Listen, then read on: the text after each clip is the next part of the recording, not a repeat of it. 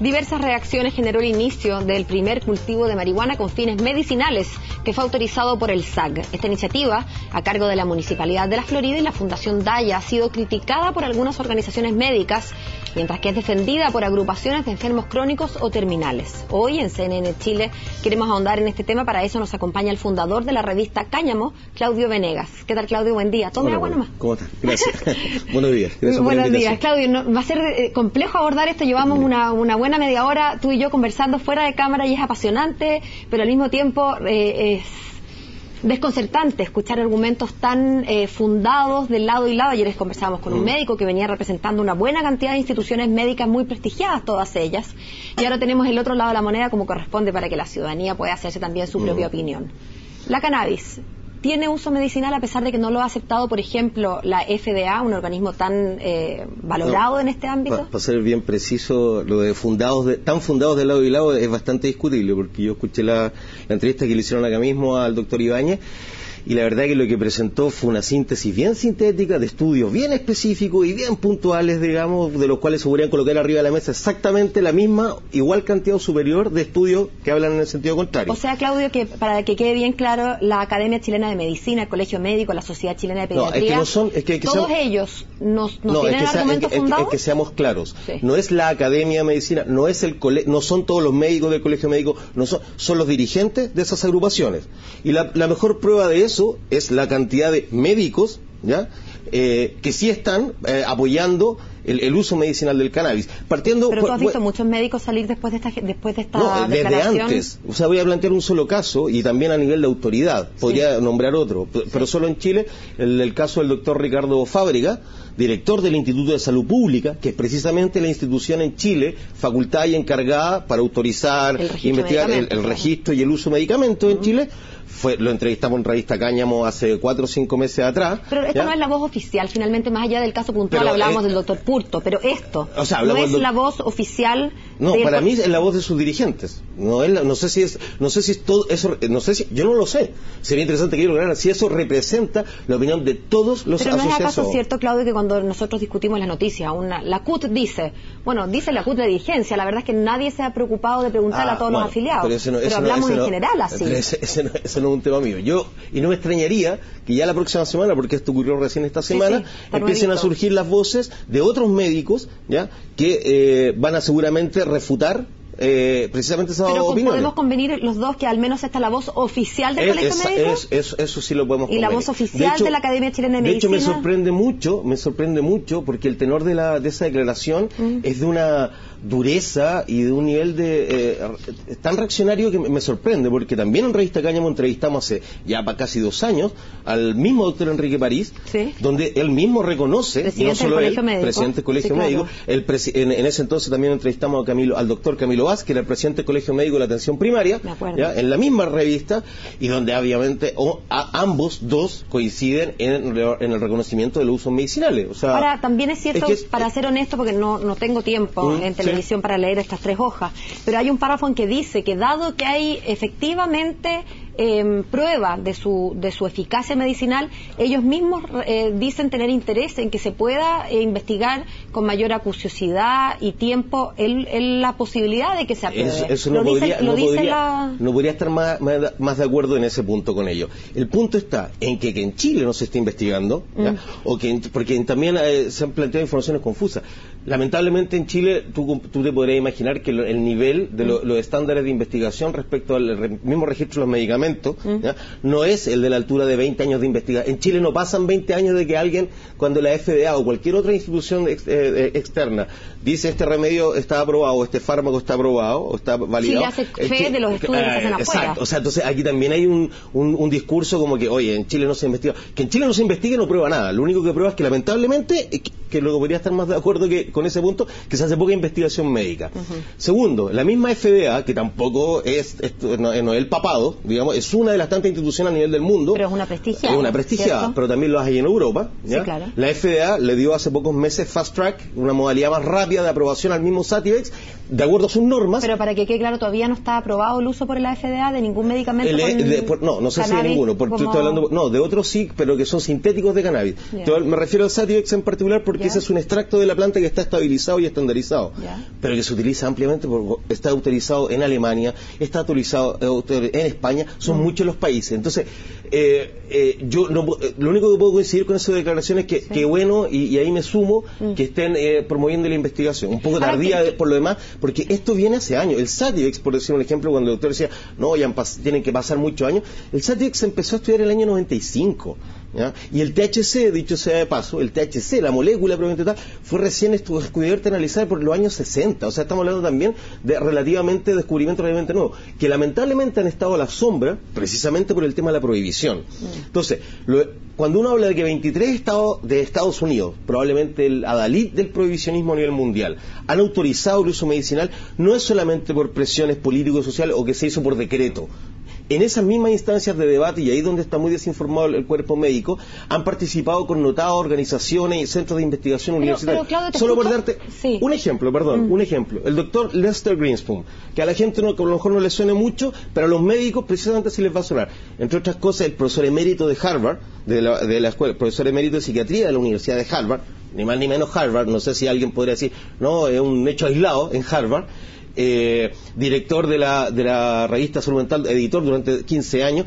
Él desde los años 60 que ya ha promovido y ha hablado en los congresos, tanto federales como en el nacional, respecto y en favor del uso medicinal. Pero, ¿por qué crees tú que, porque más allá de lo que de la declaración, si es la voz oficial o no, hablábamos y revisábamos con el doctor ayer, y no es primera vez que lo hacemos con algún facultativo médico, sobre los problemas que tiene la marihuana, por ejemplo, fumable, a efectos de congestión en el aparato respiratorio, que no quita que el cigarro no sea peor, digamos, para efectos respiratorios, pero que congestiona, que tiene algún efecto a nivel neurológico, que obviamente manejar afectado por marihuana evidentemente produce, pero yo te escucho hablar y como que me queda la sensación de que el argumento de fondo es que estos doctores le tienen mal a la marihuana, como que no quieren. Perdón, no, yo no lo he dicho, yo no sé. Insisto, sé que no lo has dicho, pero sé cuáles son sus argumentos pero es la de fondo. Sensación que queda, como que los doctores se niegan porque sí. ¿Cuál crees tú que es la hipótesis? ¿Por qué los médicos, la oficialidad médica? A ver, no sería primera vez que el estamento médico se enfrenta a los avances también que hay en otros campos, porque también entendamos, no todos los médicos son científicos, tienen formación científica, pero los científicos también lo que hacen, estudian ciencia aplicada son otros. Ya los doctores en química, por ejemplo, ya no necesariamente, y no tiene por qué serlo, no es una crítica, es un dato.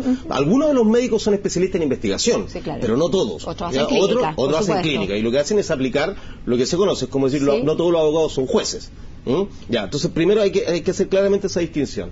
Las razones que ellos tendrán las desconozco, pero no sería. ¿Pero tienes alguna hipótesis al respecto? La única hipótesis que tengo es que no sería la primera vez que se equivocan. En el mundo, los mismos médicos y de reputadas organizaciones médicas, hasta hace, no sé, ¿cuánto será? No tengo la cifra precisa, pero será 80 años, que se practicaba la lobotomía para el tratamiento de ciertas patologías mentales.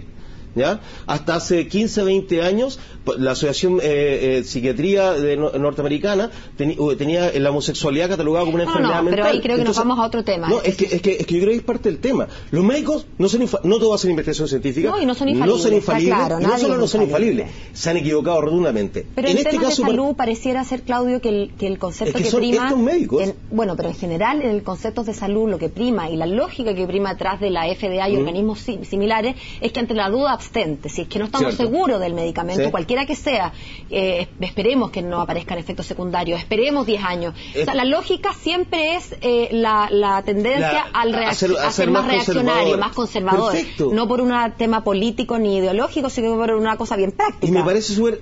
De hecho, y no puedo más que estar de acuerdo con esa posición, y fueron, por ejemplo, que salió profusamente difundido hace poco con el tema de la lidocaína. La lidocaína hasta hace, no sé, hasta antes de este año probablemente era ampliamente utilizada. Yo lo usaba con mi hija para el dolor de dientes y muela, y hoy día resulta que nos enteramos que tiene potenciales riesgos. Bueno, es que así, eso no hace más que demostrar que así de poco certera es la ciencia, y siempre ha sido así. Yo no le estoy pidiendo estándares de seguridad y de verdad a los médicos. Lo que nosotros estamos discutiendo es que este grupo de médicos, que insisto, es un grupo médico, muy representante de su organismo serán, pero es un grupo de médicos, no me queda claro si necesariamente todos hacen investigación científica en esta materia, ¿ya? O sea, es una opinión súper respetable, pero es opinión de un grupo de médicos y profesionales de este campo, y esto para ser bien preciso, esto no se trata de la posición de organizaciones de la sociedad civil versus los médicos, no, esta es la posición también de otros médicos versus ese grupo de médicos. Insisto, el doctor acá en Chile, el doctor Ricardo Fábrega, que es el director del Instituto de Salud Pública. Yo no vi que ningún médico saliera diciendo el doctor Ricardo Fábrega miente, ¿ya? Cité el caso de Lester Greensburg, que la boté en videoconferencia en la Expo WID, que va a ser a finales de mes, precisamente dedicada al uso medicinal del cannabis, ¿ya? Viene el doctor Jorge Pedraza de la Sociedad de Investigación Científica del Cannabis. Lo que decía el doctor ayer y que a mí me hizo algo de sentido, es que más allá de los gustos, digamos, y del tema más amplio de la legalización de la marihuana y de que no se trafique sino que se venda, que es un tema aparte, el tema preciso del uso médico. Me decía este doctor que si a usted le duele porque tiene una enfermedad terminal o porque tiene un dolor crónico, hay medicamentos analgésicos de mucha mayor eficiencia cuyos resultados están demostrados, se ha hecho estudio clínico, y que sabemos que no tienen los efectos secundarios mayores que el beneficio, todo tiene algún efecto secundario. Pero él me decía, no es lo más eficiente. Yo, Paola, no le daría a usted, si a usted le duele marihuana, no porque no tenga un prejuicio, sino que porque tengo el postjuicio, digamos, de que el derivado morfínico, de que los opiáceos tienen un efecto analgésico mucho más efectivo. Un caso que la gente conoce, Cecilia Haider tiene resistencia a los opiáceos, y no es el único caso, la cito porque la gente lo conoce. Pero uno no hace medicina por casos específicos. Te estoy diciendo, ¿no? Es el único caso. El caso de los papás con hijos de enfermedad refractaria, sería interesante que recogieran el testimonio de ellos para que cuando los doctores dicen son mucho más eficientes que otros tratamientos, resulta que la evidencia empírica, lamentablemente empírica, y que está siendo cada vez más ampliamente apoyada por muchos médicos que tratan a estos niños,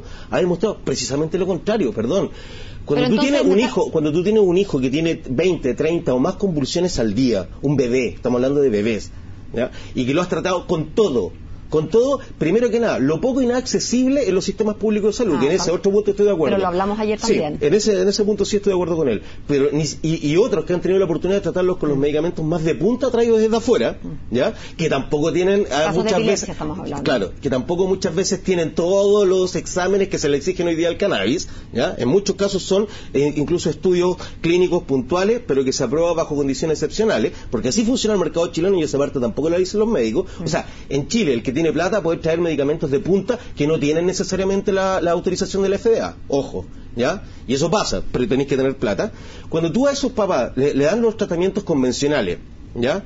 A los que tienen acceso, e incluso algunos de punta, y ven los dramáticos efectos secundarios que eso tiene sobre los hijos, con efectos concretos sobre el síntoma, en este caso las convulsiones, muy sutiles, muy superficiales, versus un tratamiento que recobran, que efectivamente detiene de una manera notable el tema de los ataques de las convulsiones, que no tiene los efectos secundarios como arañarse, como sacarse el pelo, que genera una serie de situaciones. Eso debiera ser motivo más que suficiente, ¿ya?, para que los doctores tuvieran otra actitud frente a esto. Más hay que agregar algo. El cannabis, y eso sino que un médico diga lo contrario, no existe evidencia en el mundo, en toda la historia de la humanidad, ¿ya?, del riesgo sobredosis de cannabis. Y esto no es porque, qué mágica que tiene que ver simplemente porque no tenemos receptores en los centros que pero ¿y eso qué implica? Que no se puede morir de sobredosis, pero dicen que hay... Es que hablo de los riesgos que son, para demostrarte que los riesgos son menores. Tiene menos riesgo de dependencia que los opiáceos. No tiene riesgo de sobredosis mortal. Quizás probablemente uno de los riesgos más dramáticos sea que efectivamente no te haga efecto. Versus la mayoría de los otros medicamentos que sí tienen riesgo de sobredosis mortales, que sí tienen riesgo de efectos secundarios dramáticos, y a mí me gustaría saber la lista que maneja el doctor o qué tipo de tratamientos él ha hecho de esto que diga que son increíblemente más baratos. Yo no sé si se podrá encontrar un tratamiento paliativo que, por ejemplo, con el proyecto de la Fundación Daya, nosotros lo hemos calculado, hemos visto, estamos hablando de un tratamiento que costará con suerte, sí, no para la gente, que además va a ser gratuito porque se está poniendo la MUNI, pero la producción, producir eso, estamos hablando con suerte, y siendo así, tirando para arriba la cifra, 100.000 pesos mensuales, de mucha mayor efectividad, de mucho menos riesgo. me gustaría conocer qué tratamiento. Bueno, Claudio, no nos vamos a poner de acuerdo, además no soy yo tu interlocutor, sería un médico de los firmantes, pero ellos dicen que no es ni más barato ni más efectivo. Vuelvo a insistir, eso lo dice el doctor Carlos Ibáñez y lo supongo que lo sostienen, lo afirman y lo podrían defender los firmantes de esa carta. Para mí no es el mundo médico, yo tengo el mayor de los respetos por el mundo médico científico, pero ahí no está hablando el mundo médico científico. La experiencia que nosotros tenemos, que tiene Fundación Daya, que ha tenido la gente de la organización Mamá Cultiva, es precisamente que cada vez más médicos están permitiendo y utilizando el uso. Precisamente por lo que te estoy diciendo, de acuerdo, no tendrá la firma la FDA, ¿ya? Pero precisamente porque han sido testigos y han visto los efectos positivos a riesgo mucho menor. ¿Qué te parece la comparación que hacíamos ayer o el símil que hacíamos ayer con el doctor respecto del trago, ¿no? Efectivamente, si a mí me duele algo y me tomo una buena cantidad de whisky, probablemente me quede dormida rápidamente, y yo entonces podría decir con propiedad que efectivamente el whisky tiene efecto analgésico. Sí, y de hecho los tiene. Los tiene, pero de ahí el salto a decir, bueno, ahora vamos a vender whisky terapéutico, es un salto que los médicos, al menos estos médicos, insisto, la oficialidad no está dispuesto a dar. Sí, es que yo creo que así hay muchas cosas que tienen muchos efectos terapéuticos. Yo simplemente quiero mostrar, no sé a dónde, la portada. La cámara 1, por favor. Esto es de el último documento del año 2009, o sea, algo reciente de Naciones Unidas, precisamente de la oficina encargada del tema drogas, ¿ya? Donde dentro del análisis que plantea, hace un análisis para la gente que le gusta la ciencia y que diga, Naciones Unidas no es un organismo precisamente pro despenalización de nada, ¿ya? Ahí hace un análisis déjalo ahí, piden que lo deje ahí. Eso, molécula por molécula, ¿ya? Y donde abajo, ahí no se va a leer, efectos de esa molécula en particular: sedativo, antibiótico, anticonvulsionante, antiinflamatorio, antipsicótico, analgésico, antiespasmódico. Pero insisto, el símil sigue valiendo, porque efectivamente si uno analiza la molécula del alcohol etílico, también porque es que también los riesgos, y ese es uno de los grandes problemas, los riesgos que hay asociados al alcohol son infinitamente superiores a los asociados al uso del cannabis, incluso recreacional. No, pero hacíamos el símil, sí, pero no hacíamos el símil en tanto comparar lo malo que es la marihuana con lo malo que es el trago. Lo hacíamos solamente en tanto una sustancia que puede tener efectos terapéuticos o efectos analgésicos o de otro tipo que sean terapéuticos, pero que no van a ser parte del botiquín, digamos, de la oficialidad. Es que, a ver, primero que nada, les gusta o no a los médicos, lamentablemente sí es parte del botiquín, ¿ya? De la mayoría de la gente. ¿La marihuana? No, el alcohol. Sí es parte del botiquín de la mayoría de la gente. Pero eso no hace que se venda alcohol terapéutico ni que se recete. No, pero ¿por qué? Y aquí volvemos al punto. Y por eso es importante lo que te decía recién sobre la no sobredosis, sobre los efectos secundarios menores, porque el alcohol tiene precisamente todos esos riesgos. Tiene riesgo de sobredosis mortal, tiene tiene un potencial de riesgo de generar dependencia muchísimo más alto que el cannabis. Un potencial. Y aquí es donde me impresiona, y uno lo que sí le pediría, aunque se representen a ellos mismos, al mundo científico o médico, sea quien fuere, decir, la cannabis produce dependencia, como yo escuché el otro día decir, el informe de Naciones Unidas del año 2006, ya, de nuevo, boletín sobre estupefacientes, situación mundial del cannabis, incluso el de la doctora Volkov, en el cual ahora se están apoyando muchos médicos, que una doctora más bien del área reaccionaria, que no hace más que actualizar esto, pero dice básicamente lo mismo. Ellos mismos, a donde plantean que se habla de potencial de riesgo. Te lo voy a plantear para hacerlo simple, para que la gente lo pueda entender rápido. Si tú consumes alcohol, casi no. Ya, perfecto, pero consumes. O sea, sí, he consumido vino. Perfecto. Sí, claro. ¿Eres alcohólica? ¿Eres dependiente del alcohol? No. Si yo te dijera, el alcohol produce dependencia, estaría diciendo que tú, al haber consumido, incluso en la escala que fuera, alcohol, eres dependiente. No, eso sería falso. No, porque eso sería decir el alcohol produce 100% de dependencia. Pero es que eso es lo que dicen los doctores y eso es lo que donde uno dice, a ver, queremos tener una discusión científica seria. Tiene potencial de producir dependencia. Tiene un potencial de riesgo de generar dependencia de 1 a 10. No sé de cuánto, pero... Lo dijo el propio doctor acá. Y es lo que dicen los estudios. De 1 a 10. ¿Ya? Potencial de producir dependencia, y ese potencial lo tiene cuando, tal como ocurre con el alcohol, cuando tú tienes un uso descontrolado, inadecuado, inapropiado. Y permíteme otra precisión que también no es menor y que los doctores, eso es lo que uno le reclama. Uno es más riguroso científicamente que ellos, a pesar de que uno no está interpelado desde ese mundo. Yo soy psicólogo, pero no tenemos formación médica, digamos. hablan de marihuana. Primero, marihuana es como el nombre popular para nosotros, en rigor es cannabis sativa, ¿ya? Que es una planta. Sí. ¿Ya? Cuando hablamos, así como uno no puede decir genera dependencia, tampoco nos lo ha dicho nadie desde el otro lado, ni siquiera médico ni científico, ha dicho es sana y saludable. Aquí hay una confusión. Los que están planteando la verdadera confusión en este plano son precisamente... ¿Tú no dirías que la marihuana es sana y saludable? Es que no existe ninguna sustancia psicoactiva inocua. Pero estamos hablando del cannabis. No existe ninguna sustancia psicoactiva inocua. No lo es. No lo hay ninguna. Todas tienen un potencial de riesgo, pero bien utilizada, con la guía adecuada, ¿ya? Puede tener...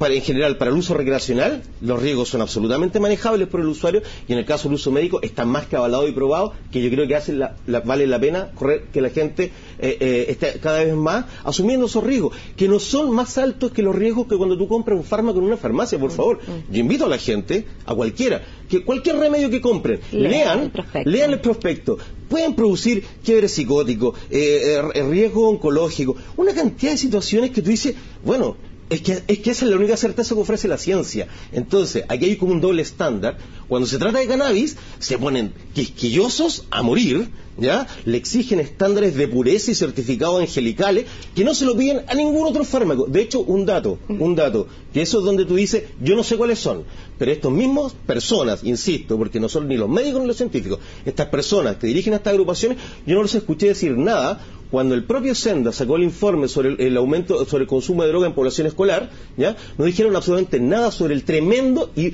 dramático aumento del uso de tranquilizantes en menores de edad, porque los tranquilizantes los recetan ellos y los producen laboratorios, y están en las casas de todos los chilenos, especialmente tú estás haciendo un vínculo entre lo que el médico receta, que eso no le importa que se abuse, versus la marihuana, pero es lo que acabas de decir. Lo que estoy diciendo exactamente es que al parecer resulta que para ciertos temas somos sumamente laxos y relajados, ¿ya? Para promover ciertas cosas, pero para otras no. Claudio, el paracetamol se vende sin receta. Si tú te tomas paracetamol una cantidad al día, te mueres.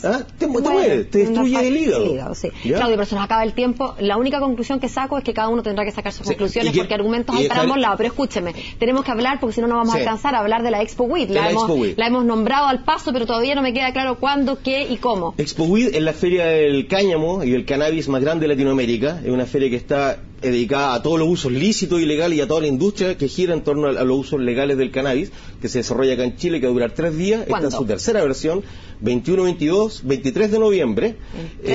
Sí, con más de 6.000 metros cuadrados encarpados en el Parque O'Higgins. Y esto es importante ligado a este tema. Nosotros en la Expo WID se genera un espacio que es del Cáñamo Forum, que está dedicado a un tema. Este año precisamente el uso medicinal del cannabis, donde van a poder escuchar, y dejo invitado a todos los firmantes de esa declaración a que asistan gratuitamente. Nosotros pagamos para que vayan y escuchen a expertos de nivel mundial hablar sobre los avances en relación al uso del aceite del cannabis, a los usos medicinales, a las últimas investigaciones que ha habido en este campo. Es un evento para toda la familia. Va a haber además un line-up de música increíble, va a haber en paralelo, todo esto ocurre, tienes la expo, las conferencias, el concierto, los conciertos. ¿Tú propicias el uso de la cannabis en menores de edad? Sí. Te lo pregunto bien sinceramente, porque me llama la atención que sea para toda la familia, como que uno que se crió en otra época, lo digo bien sinceramente, como que no se imagina llevar al cabro de 6, 7 años como... Porque uno dice, qué susto que vaya a empezar a hacer esto más temprano de lo que conviene, y por eso te lo pregunto. Es que es súper interesante la pregunta, porque la gente debe plantearse en la casa. La fiesta del 18 en Chile es una fiesta familiar.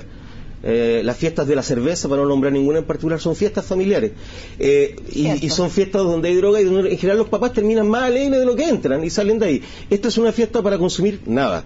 Entonces, si vamos a hablar de droga, me parece que mejor que lo sean los propios papás los que vayan con sus hijos y les muestren y les expliquen. Como una instancia pedagógica también. Lo es, de hecho era un espacio Kid Garden para que los niños puedan aprender sobre cultivo de plantas en general, y va a estar entre otros los músicos Kim Animarley, va a estar electrodoméstico, así que es una instancia para que la gente pueda informarse, educarse de manera entretenida, y dejo particularmente invitado a los médicos firmantes, ¿ya? Y a cualquier médico y científico que quiera saber del tema, que se acerque a nosotros. Sabemos que plata no le falta, pero igual les regalamos la entrada para que vayan. Claudia, ha sido un placer tenerte en CNN Chile. Gracias por venir.